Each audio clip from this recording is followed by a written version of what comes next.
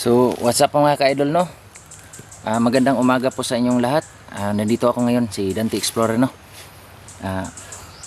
Mga ka-idol, medyo matagal-tagal ako na hindi nakapag mga ka-idol dahil namamahinga muna ako.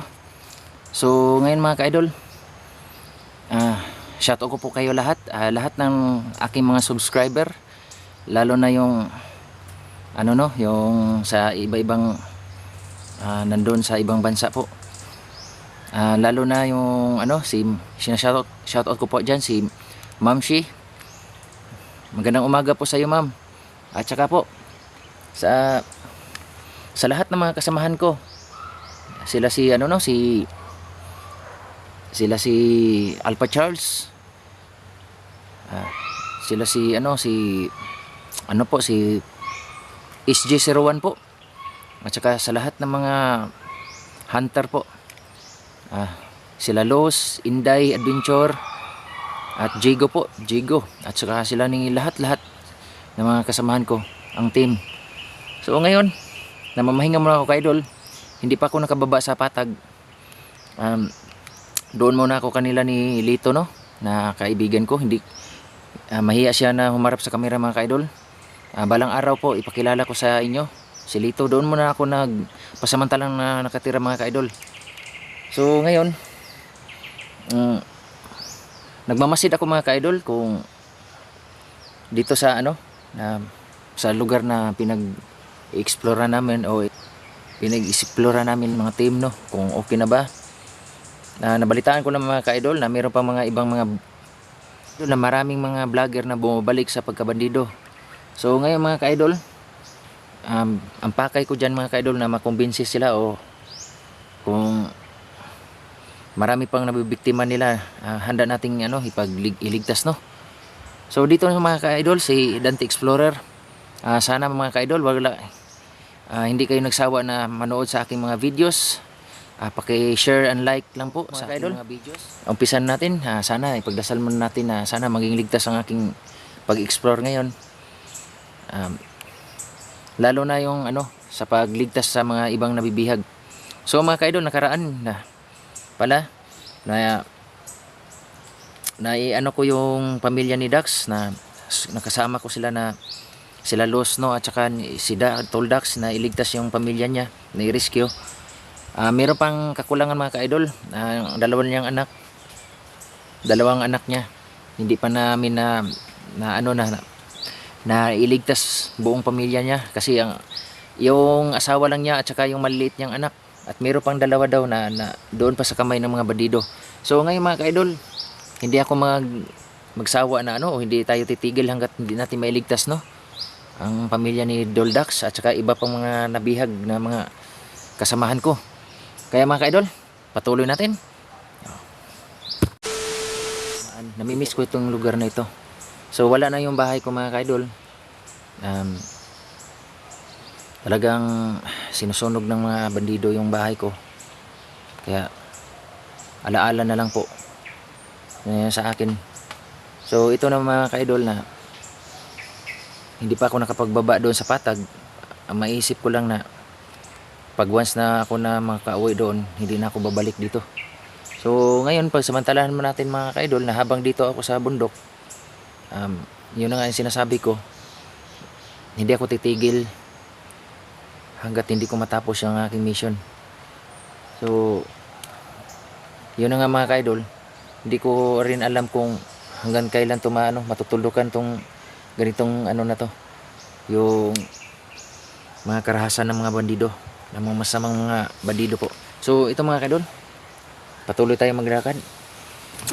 Dito tayo mga ka-idol.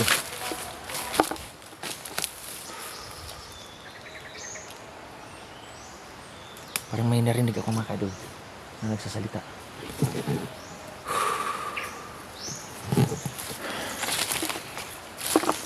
So mga ka-idol,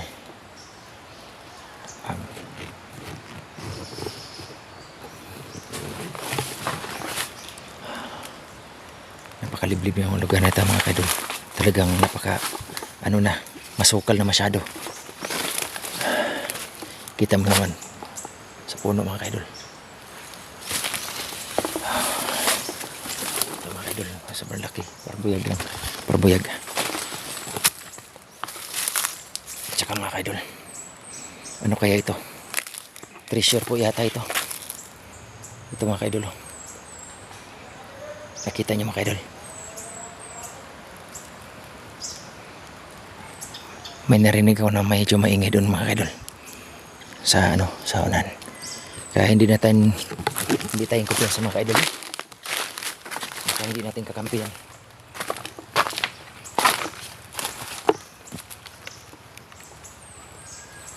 So, takpan natin mukha mga kaidol. Dahil napakaraming lamok dito. Siya nga po pala. Siya shoutout ko po pala yung mahal ko. Nag-iingat ako para sa'yo. So, dito lang ako muna sa bukid. Di ko pa alam kung kailan ako makauwi sa Patag. So, nakapahinga lang ako mga idol. Isang linggo ako na mamahinga sa sa kanila Lito, yung kaibigan ko. Kaya sige lang mga idol.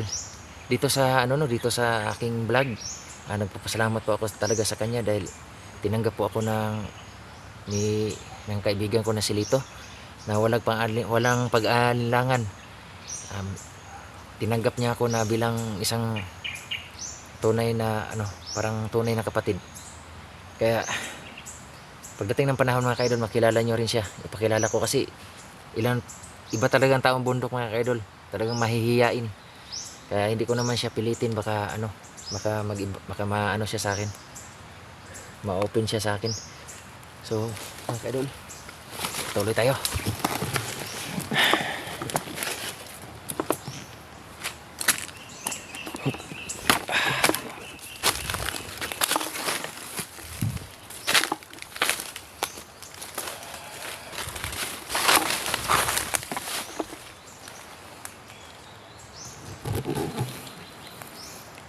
Napakatahimik ng lugar ng ito mga kaidol.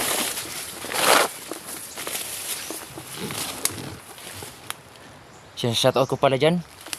Pahabol pala mga kaidol.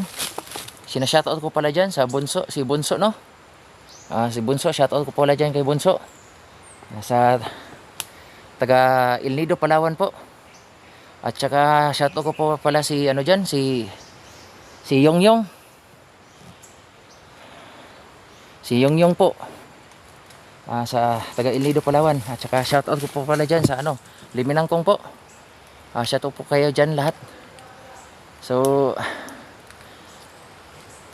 shoutout po pala dyan sa yung Luzon, Visayas, Mindanao po, sa mga lahat ng na nakasubaybay sa aking mga videos. Magandang umaga sa inyo lahat at God bless you po. So ngayon, umpisa tayo sa pag-explore. Sana ipagdasal nyo na maging ligtas ang aking pag-explore ngayon na araw. So medyo maganda naman ang panahon. Hindi katulad na nakarang araw na masyado maulan. So daming treasure dito po mga kaidol na pinaghuhukayan. Kaya nag-iingat ako kasi alam ko dito ang taong nagtitreasure dito, ang mga bandido.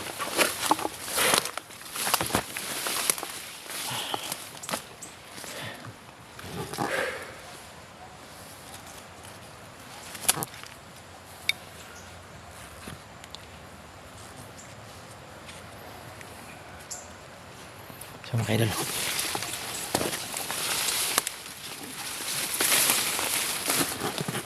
so kaya si Bunso dyan sa yung si Brando po, medyo matagal ko na hindi na kasama yung si Brando. Mahinga muna tayo mga kaidol kasi medyo may kilayuan na. Mag-ingat kayo palagi dyan, Bunso, Brando, kung saan ka man ngayon, kasi simula yung nag-explore tayo na pinanghabol tayo ng mga bandido, hinahabol tayo ni Sando, hanggang ngayon hindi na tayo nagkita. Kaya mag-ingat ka Bunso. Dito lang si kuya mo, si Kuya Dante, laging nagdadasal sa iyo sa iyong kaligtasan at mag-ingat ka, magpakabait ka palagi, Buso. Namimiss kita. So, si Brando Adventure mga ka-idol, no? Hindi ko na alam kung saan na yun ng bata na yun. Balita ko kasi mga ka-idol na dinala na siya sa amo niya. Iwan ko kung saan na lugar. So, ito mga ka-idol, ako lang muna nag-iisa dito na nag-explore. Kasi doon muna ako nagpasamantala na namamahinga sa kanila ni kaibigan ko na si Lito. Pero ang balita ko lang mga ka-idol, kasi medyo may kalayuan dito sa Patag.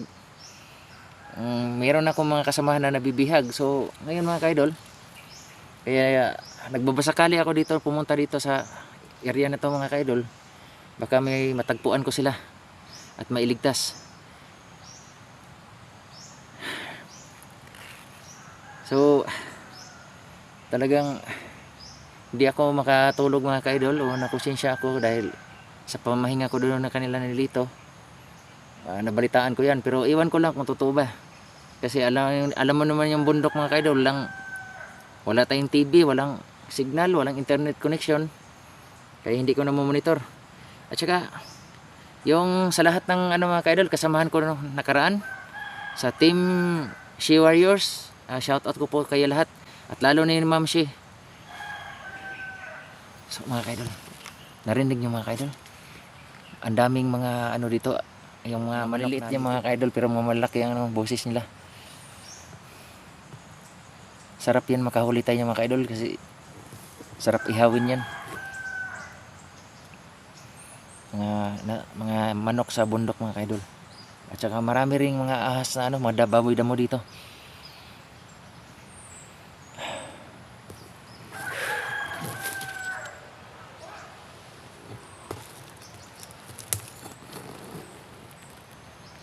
Idol, parang may narinig mga ka-idol, nag-iingay mga ka-idol.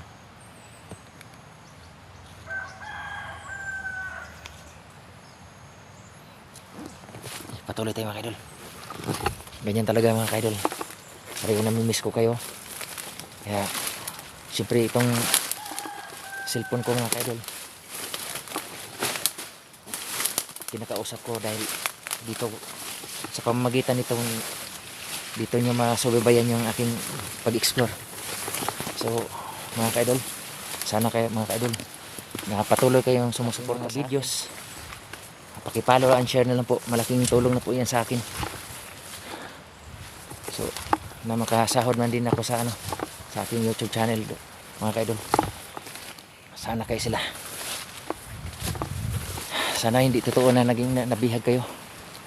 Sana kayo sila si Toldax, si Luz, at saka si Alpha Charles, at lahat ng mga kasamahan ko, si Inday.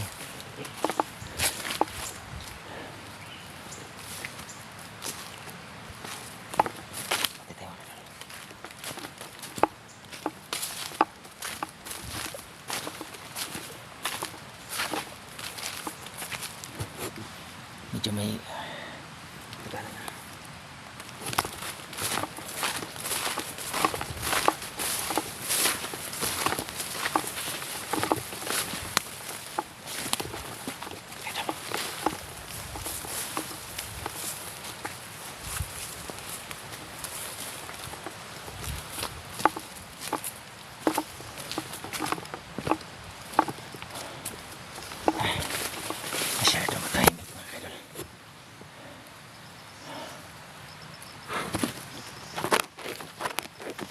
mga ka-idol, hindi kalayuan dito mga ka-idol, mayroong kampo dito mga ka-idol.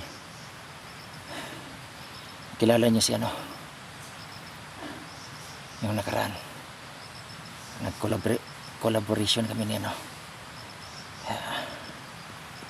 ni SG, dito na kami banda. So daming kalaban namin nakaraan mga ka-idol,